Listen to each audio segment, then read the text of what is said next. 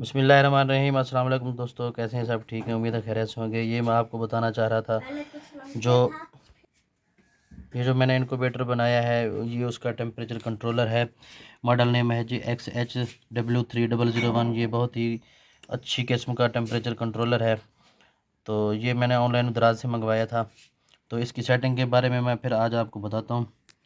ये देखें जी, इसके ऊपर ना ये दो बटन है। ये एरो ऊपर की तरफ जा रहा है निशान, और ये जो है ये नीचे की तरफ जा रहा है। आपने इसको लॉन्ग प्रेस करना है।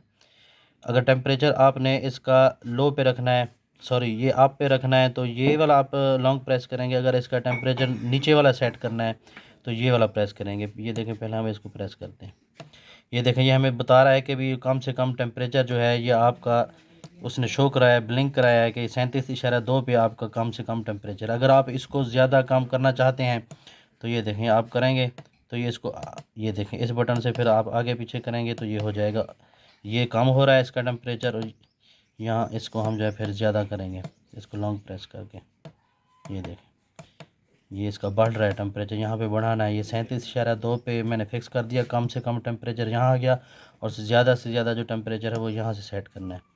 ये देखें, ये 37.8 पे मैंने सेट किया हुआ था। ये ब्लिंक करके उसने दिखाया है हमें। तो जब ये ब्लिंक करेगा तो इसको कम या ज़्यादा करना है। तो ये देखें, इससे कम हो रहा है, और ये अप वाले से ये ज़्यादा हो रहा है। ये 37.8 पे देखें मैंने सेट किया हुआ है।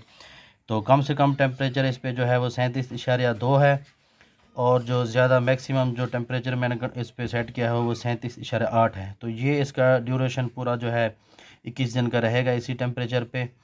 तो बाकी ये इसके पानी वगैरह वो अंदर जो है वो भी आपने डेली या दूसरे तीसरे दिन देखना है कि अगर कम हो रहा है उसका लेवल तो फिर वो आपने उसको पूरा करना है।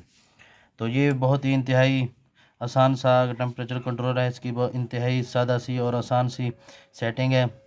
तो मैं समझता हूँ कि ये बहुत ही अच्छा टेम्परेचर कंट्रोलर है। तो ये थी इसकी सेटिंग का तरीका। दुआ में याद रखिएगा जी। अल्लाह हाफिज़।